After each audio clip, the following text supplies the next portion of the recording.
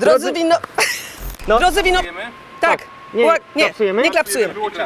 Drodzy winopijcy, jesteśmy w Wiedniu. Jak widzicie, pogoda nas nie rozpieszcza, leje, ale czego my dla was nie zrobimy, kochani. Idziemy degustować.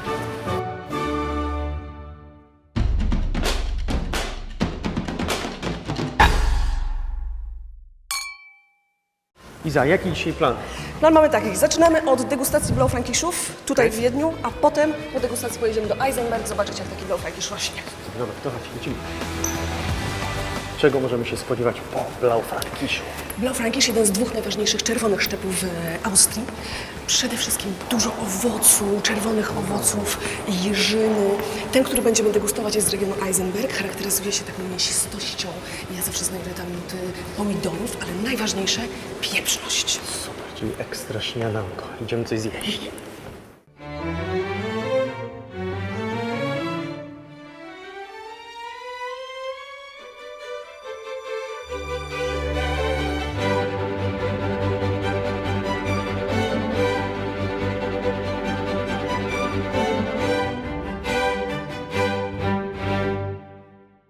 Blaufränkisch. Blaufränkisch. Blaufränkisch. Blaufränkisch. Blaufränkisch. Blaufränkisch. Blaufränkisch. Blaufränkisch. Blaufränkisch.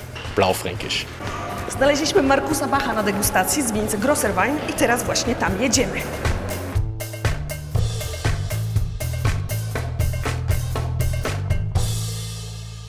Marcus, so we heard that the best Blaufränkisch is actually in Hungary. Is that true? It's kek Frankosz, no? It's called kek Frankosz in Yes. Hungary and Frankowska in Slovenia, Czech Republic, but of course the best Blaufränkisch you find here at the Eisenberg. Wait, we're going too fast. Yeah. Sorry, yeah.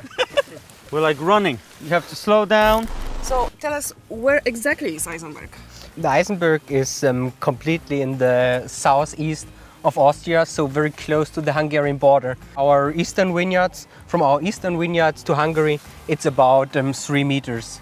So it's pretty close Yeah, to, we can to see Hungary. Hungary over there, right? Yeah, the small forest that was the former border, or that's the border between Hungary and Austria. And also a big part of the Eisenberg is also on the Hungarian side. So in former years, of course, it was one region, one area. But yeah, But the wine is better here. it's yes, I have to say yes, of course. Yeah. What is so special about the grape? About the Blaufränkisch. to cultivate, for example? No, it's easy to work Blaufränkisch because everything is growing very straight. So if you bring in the wine into the wires, it's not like Cabernet Sauvignon who's growing like bushes. So Blaufränkisch, yes, it's easy, it's comfortable to work with them.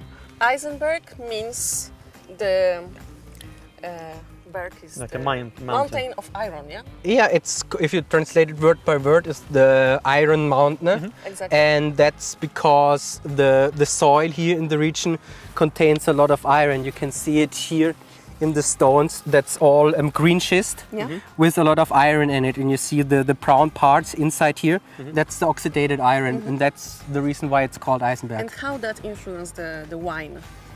Yeah, you can taste it 100% if you taste Blaufränkisch from a loamy soil. If you taste it from the Eisenberg, you have such a saltiness in the wine, and that's very typical for this area. You have the spiciness, sometimes like black pepper. You have the lighter cherry, not cherry fruit, but the lighter red aromas in the wine, and I would say that's very typical for Eisenberg, for the region here. Let's go taste some wine maybe, huh? Yeah, let's go to the winery. So what are we going to drink? What are we going to try? Let's start with the basic Blaufränkisch from the Eisenberg. It's a Eisenberg DSC. Screw cap. Yeah. We like screw cap. Thank you.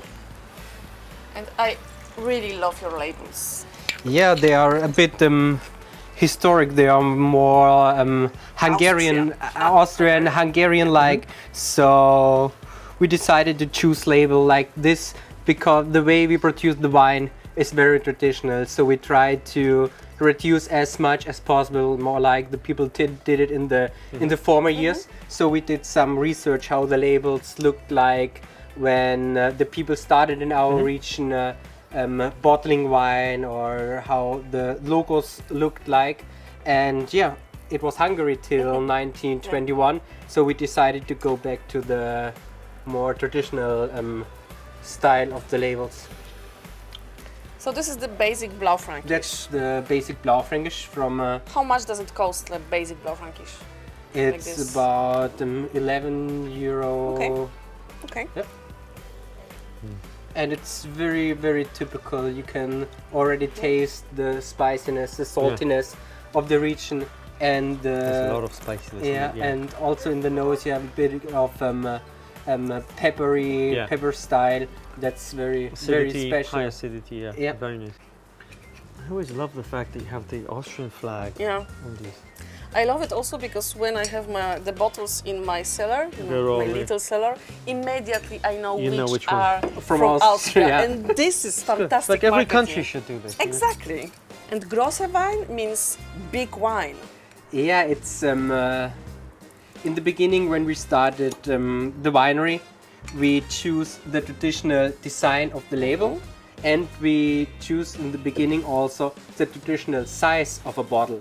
In former years, every wine in Austria are bottled in 1 liter or 2 liter bottles. Wow. So when we started the winery in That's clever. 2011, we started to bottling everything in 1 liter bottles, because that's the traditional size of Austria. Why would you have less if you can have more? you Yeah, of course, from a good wine.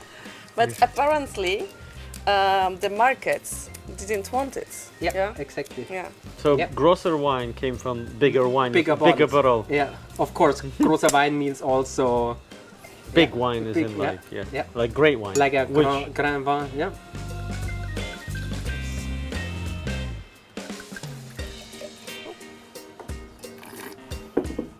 This one now is the single vineyard Sapari. The Sapari are the steepest vineyards at the Eisenberg, and our part of the Sapari is only on the top of the Eisenberg, so 100% 100% grown on schist, and more southeast faced, so a little bit cooler. And that's a wine which is pretty long, very elegant, not overloaded. for some reason, all the time, every time I was trying the Blaufränkisch today, and now as well, I have this thinking of Szechuan pepper. Pepper, yeah. Like really Peppery, like yeah. strong pepper, you know, like tongue-numbing pepper.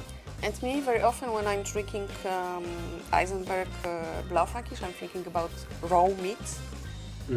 It's more like Tartar, like blood. If you cut Yeah, yourself yeah, like- and like- then like- licking on your fingers, like blood, that's yeah. sometimes the Exactly, taste of the exactly. Eisenberg. Yeah. Marcus, thank you very, very much for your time, Welcome. for taking us to the vineyard and here and letting us try the wines. I think I'm going to take a bottle. How about you? Okay, I will take the other one. Okay. Can we? Of course. You can have this one then. Okay. There you go. Okay. We will We'll take drink the glasses Blaufränkisch the whole day today. Thank you Okay. so much. Thanks again. Thanks for having us. Bye bye. Bye. Bye. Kochani, to był Blaufränkisch. Fantastyczny szczep Austrii. Bardzo jaki? Owocowy, jednocześnie pieprzny, sporo kwasowości, świetny do jedzenia. Tak. Koniecznie podawajcie schłodzony. Nie bójcie się chłodzić czerwonych win. Jeżeli chcecie więcej takich odcinków, szczególnie polecamy ten o Syra, ponieważ to jest Markusa, którego przed chwilą widzieliście, ulubiony inny czerwony szczep. Także oglądajcie. A poza tym lajkujcie, komentujcie, Dajcie nam łapki w górę, subskrybujcie. I co? Do następnego razu. pijcie odpowiedzialnie. I mniej znaczy lepiej. Do zobaczenia. Tomek, co zrobiłeś? Wypadł mi kieliszek z ręki. Ile już dzisiaj sobie Blaufränkiszów chlapnąłeś, Tomeczku, co? Nie piłem dzisiaj w ogóle.